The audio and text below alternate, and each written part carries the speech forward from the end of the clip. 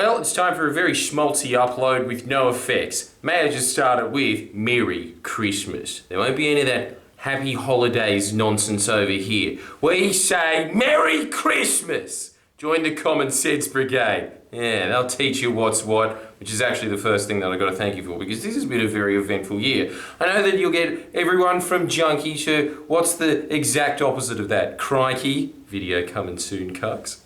And they'll all just be saying the same thing of just, we're signing off another girl that's been a dumpster fire. Yeah, it's a dumpster fire because you didn't do anything, guys, but the Friendly Geordies family did. Let's all wallow in the celebration of the fact that we're better than people who at high school got a lot of swirlies. So, here's the first thing that I think you should be patting yourself on the back for.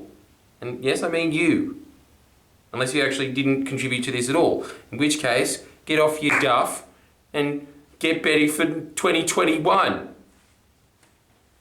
Was that motivating enough? Probably not. But the first thing was that the $500,000. Together, we raised almost $500,000 for Animal Rescue Collective, WISE, WWF, and a bunch of other environmental programs that names escape me now. But isn't that incredible? 500,000 bananas going towards giving bananas to kangaroos because they don't have any grass anymore. That was just a nice little gift from 2019, which was the real dumpster fire. So they got all of that cash and got myself a nice little wheelbarrow or something like that, just so you know. They just, the Animal Rescue Collective, put in memorandum of on the side. Oh, that's great. Thank you for giving them essentially a really pov statue of me. Appreciate it.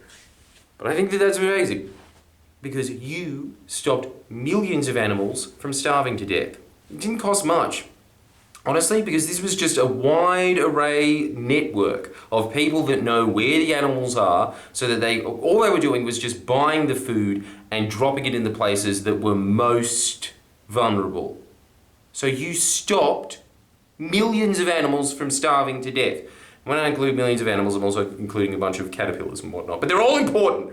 They're all important to rebooting the ecosystem. And if you weren't there, because the New South Wales government certainly wasn't, those animals would have starved. Victoria and Queensland, obviously, because they're run by Labor governments. They, thanks to you again, which we'll get to soon, they were able to deploy their national parks and wildlife services. But because ours is cut to the bone, those animals definitely would have starved to death. That meant that those ecosystems would have been hit even harder than they already have been. It's so much. Can you imagine that? Pretty much just being nuked, and then after that, and on top of that, we're just going to make sure that there's no chance whatsoever. In fact, we're just going to re-divert what's left of parks and wildlife just after that. After everything's dead, just salt it as well. Can you do that for us? Yeah, thanks.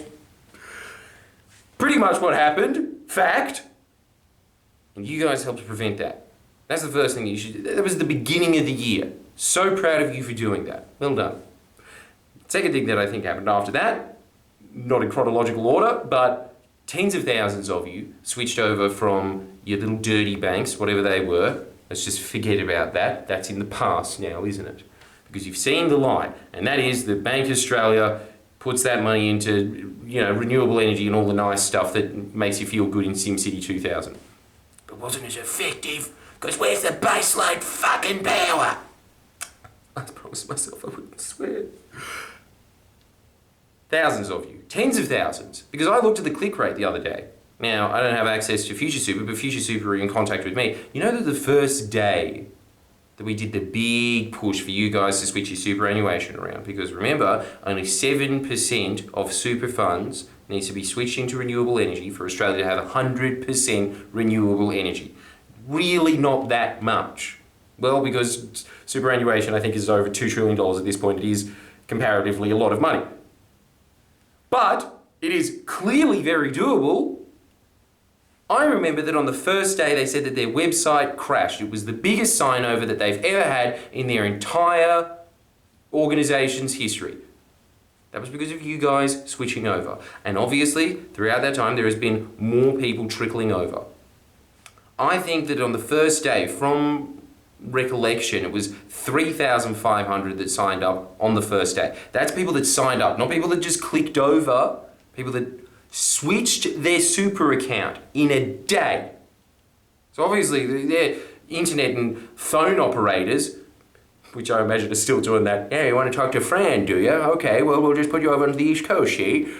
I don't know how it works, but they were on overdrive. They couldn't get everybody who wanted to switch over. They did not have the infrastructure for that big of a shift in a single day.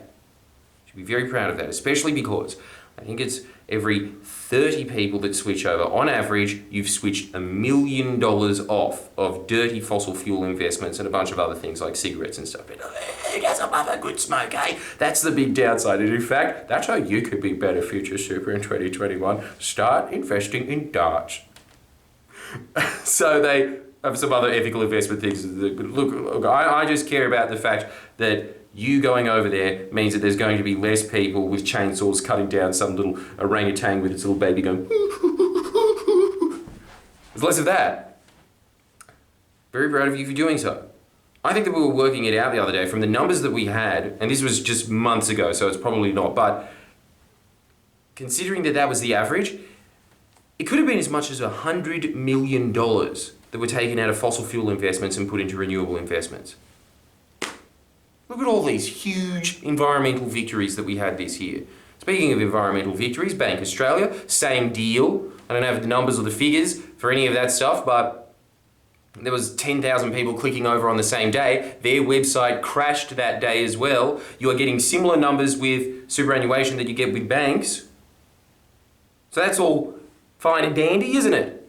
Thank you for switching over as well if you haven't switched over.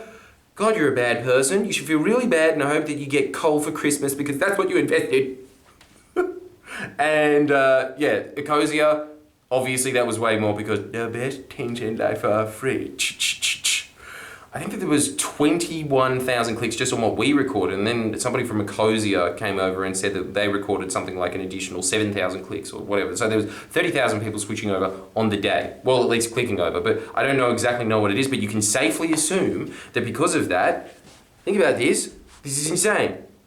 Tens of thousands of trees are being planted every single day thanks to you guys looking at Lisa Ann on Brazzers.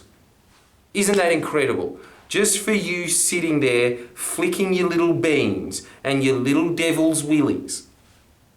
No, I doubt you're flicking your little devil's willies if that's your thing. Ow, ow, ow. Oh yeah, that made me go.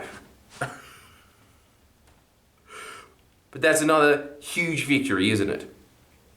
You want me to keep going? Because I will. You can click off, obviously, but I recommend that you don't, just because I've done so much for you this year. The very least you could do is continue watching ramblings. The next one is, yeah, we pissed off John Barilaro a lot. Stay tuned in the new year because we've got some developments about that are very saucy. But let's just say, I got myself a little early Christmas present. Can't go into any more detail about that, but obviously that was all fun, that little campaign, wasn't it? And isn't it amazing that every time he goes on Sky News now, it says, this is outrageous what they are doing to the bush. They don't even stand up for us anymore. And the whole time that he's thinking about it, he's probably so removed from the bush that he's just being like, yeah, Tina Turner's song, The Nut Bush. Yeah, that's what the bush is. Every time that he does that, you can look at all the Sky News video clips. Dislike ratio is massive. Everybody in the comments, buzz, buzz, buzz, buzz, buzz. It's just a chain wherever he goes. A chain of people yelling bruzzes. It's like he's a Pied Piper that doesn't want kids following going, fuck off! Stop calling me bruz! How can I get this song to stop? Oh my god, no matter which tune I play, there's just more kids yelling bruz! And the big kahuna, the thing that I'm most proud of this year, and it is because of you, it definitely is. This is all treading through old territory, but that fracture in the New South Wales government that almost caused it to split, and has obviously created very, very undue rifts within the party. That was because of you guys getting behind the banner that Gladys Berejiklian is a koala killer. You kept spreading that message. You told all your elderly relatives, no one wants those guys to die. Slow motion monkeys, they're awesome. And it's not just because they're in slow motion either. It's also because they're vital to the part of the eucalypt cycle. And if you get rid of the koalas, then it doesn't cycle as well, so it's not storing as much carbon. Great carbon sinks. These little essential teddy bears with slightly bigger brains than a soft toy. Good for them. But because you kept dogging her with that, the Liberals had to do something. They had to look like they were doing something. And obviously the press did a magnificent job of making it look like that she's done phenomenal work for the environment and stood up to the evil John Barilaro. But whatever. The point is it caused a deep political rift within the party, and that in itself is a victory. Because you had to put out that SEP, right? Obviously the SEP isn't going to do anything, but it looked like it was doing something, and even that caused the Nationals to chuck a tantrum because John Barilaro does not understand ecology or law or anything, I think, except for maybe how to steal buildings, am I right? Huge. Also, I know for a fact that he's very, very pissed off about all of this. That might even be bigger than all of this, who knows? Let me just check my notes because they're so extensive of all the things we did this year. Now, let me just look at that. Oh, there's 7 things here. The other thing that I really would like to thank you for, personally, I know for not a fact, but we just got some, people saying to us afterwards that when we did that little hashtag cancel Fairfax fiasco, there were people high up on the Fairfax board being like, fuck, what do we do? Oh my God, we're just going to have to give the Labor Party a couple of good weeks of run. And now they're just back to shitting on them all the time. But whatever. We got like that little gleam of sunlight amidst all of these clouds.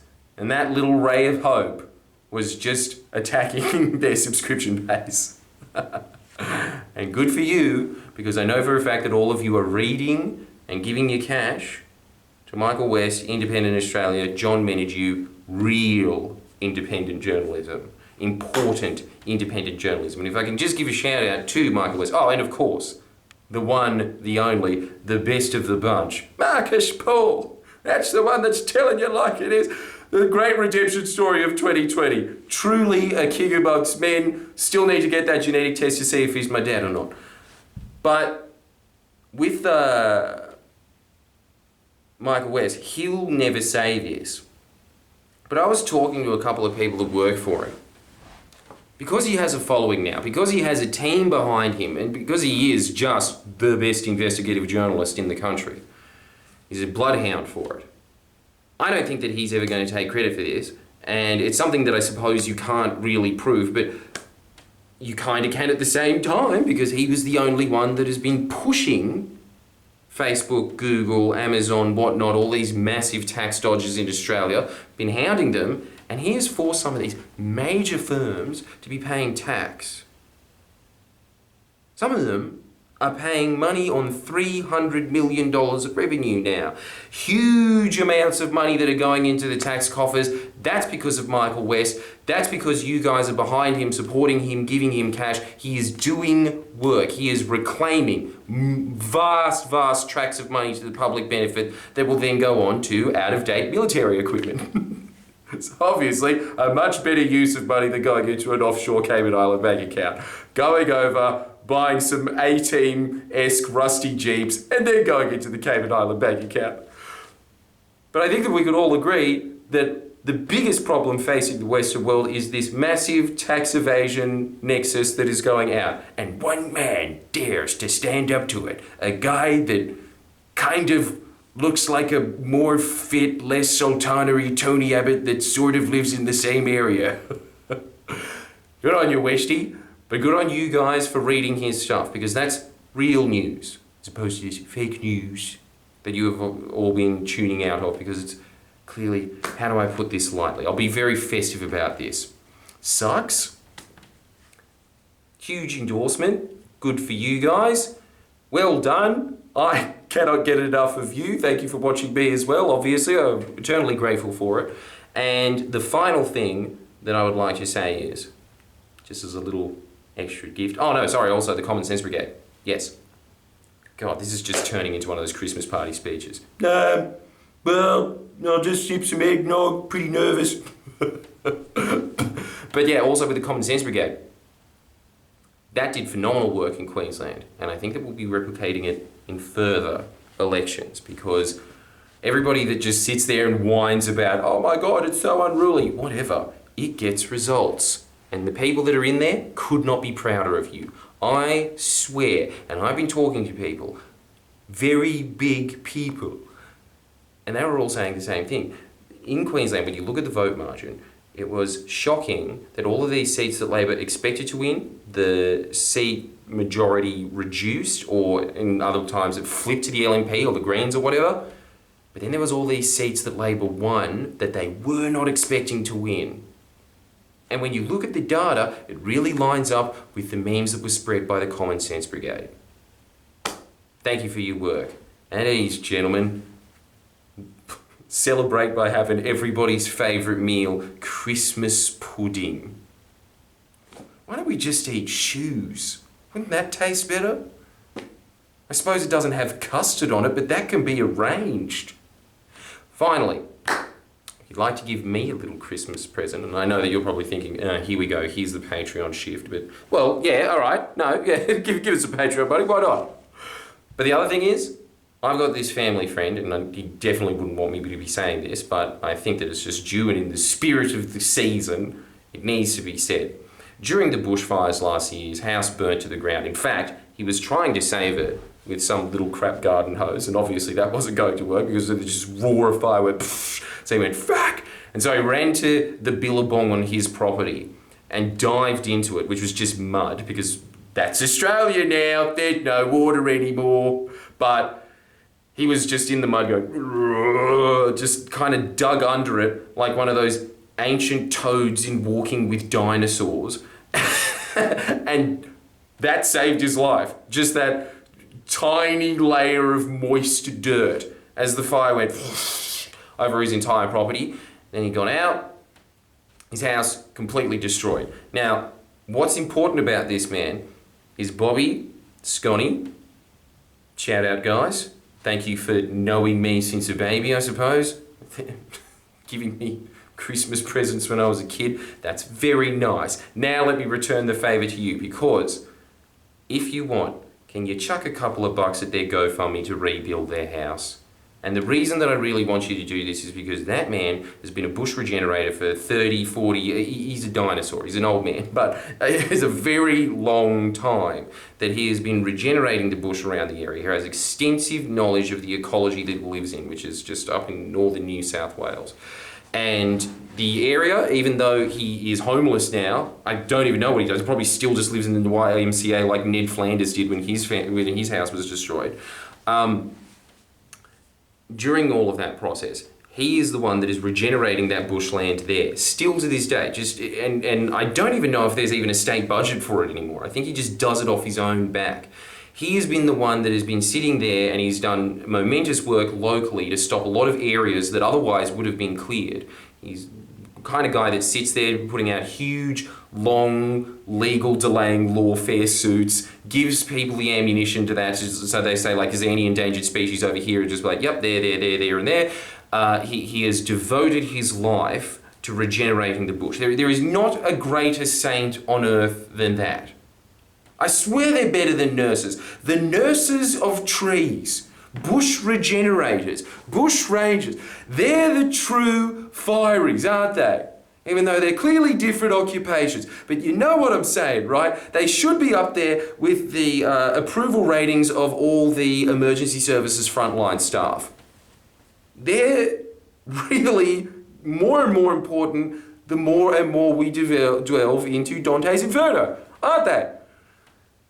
He's done that. He's devoted his life to it. He has extensive knowledge of it. He's done back-breaking labour to protect the environment of that region. I think he's earned a couple of bucks. I'm putting some behind it as well. I'll put the GoFundMe in the link. But to you, honestly, after this year, I know that everyone else is going to say, 2020, worst year, am I right? You say that every year. To the Friendly Geordies community, I thought that it was a triumph. I think that we all stuck together and we all did momentous shifts this year. Momentous shifts. Can you imagine if we actually do end up fracturing the government further next year, which I think is just inevitable in New South Wales? Look, if you have, as I'm always saying, if you have Queensland, Victoria and New South Wales as Labor, who cares who the federal government is? That's where the real power lies, in the states. And obviously New South Wales, being the most populous and the most well-resourced, that's the crown jewel. That's where the real battle line is. Obviously, also there's federal stuff, and sorry, I will be covering that more in the future. But everyone at the Friendly Geordies team has been really laser focused on this point this year. And that's not going to change in the future. But anyway, just like this video, all the usual, subscribe to this. And I, once again, sincerely, from the bottom of my heart, thank you for watching all year. Thank you for doing those shifts. If you haven't done those shifts already, just the really easy ones. Ecosia, Bank Australia, Future Super. Do it now. Give yourself a little early gift. You'll probably watch this on Christmas Day. And by that I mean not many people will be because numbers are clearly down during the holidays. This is just supposed to be that coming up on Channel 7 we have reruns of Charlie's Angels. Right. Thank you. Thank you so much. Really appreciate it. I'll see you next year. Actually, I think we've got another video coming out at some point. But you get the gist. It was pre-recorded, obviously. Ooh, the magic of cinema.